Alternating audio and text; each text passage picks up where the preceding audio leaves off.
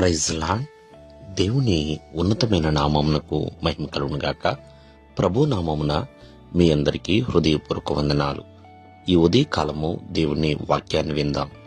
సమూయేలు మొదటి గ్రంథము 16వ అధ్యాయము 7వ వచనము.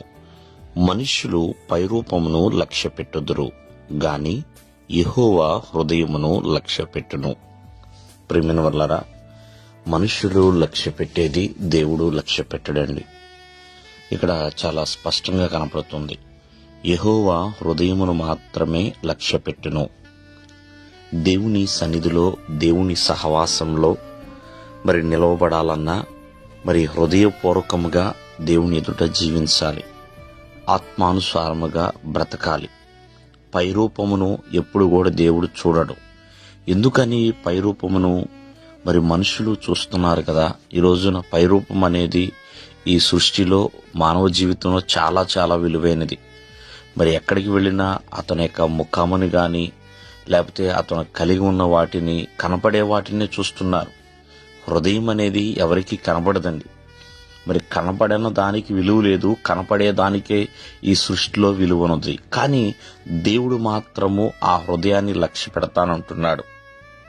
ఒకసారి ఆలోచించండి. మోషే యొక్క నత్తి ప్రియమైన వల్ల ఎవరికి కనపడలేదేమో, కానీ దేవునికి తెలుసు, మోషేకి తెలుసు అతను నత్తివాడని. అయినా అతని యొక్క సామర్థ్యాన్ని దేవుడు చూడగలిగాడు. కాబట్టి మోషేని లక్ష్య పెట్టాడు. ఇశ్రాయేల్ ప్రజలకు ప్రియమైన వల్లరా నాయకుడిగా నడిపించి ఉన్నాడు. అలాగే ఇక్కడ దావీదు గురించి కూడా రాయబడుతుంది. దావీదు కంటే సామర్థ్యం కలిగిన 7 ఉన్నారండి ముందున్నవారు. కానీ చిట్ట చివరి వాడైన దావీదునే దేవుడు లక్ష్య పెడుతున్నాడు. ప్రియమైన వల్లరా ఇశ్రాయేలు ప్రజలకు 2వ రాజుగా నియమించడానికి. అలాగే యేసుక్రీస్తు వారితో కలిసి నడవటానికి, పరిచర్య చేయటానికి ఎన్నిక లేని వారిని ఆ దేవుడు లక్ష్య పెట్టి ఆనాడు పిలిచి ఉన్నాడు, నేడు కూడా పిలుస్తూనే ఉన్నాడు. ఒకసారి ఆలోచించండి.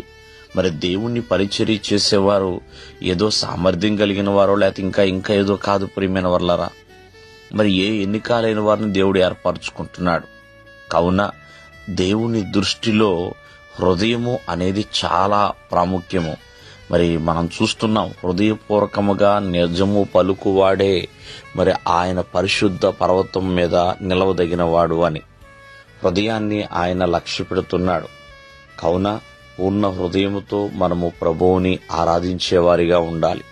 మన హృదయములో దేవునికి స్థానము కల్పించేవారిగా ఉండాలి. అంతేకాకుండా హృదయ అనుసారముగా దేవుణ్ణి ఆరాధించేవారిగా ఉండాలి. దేవుడు మిమ్మను ఆశీర్వదించునుగాక. ఆమేన్.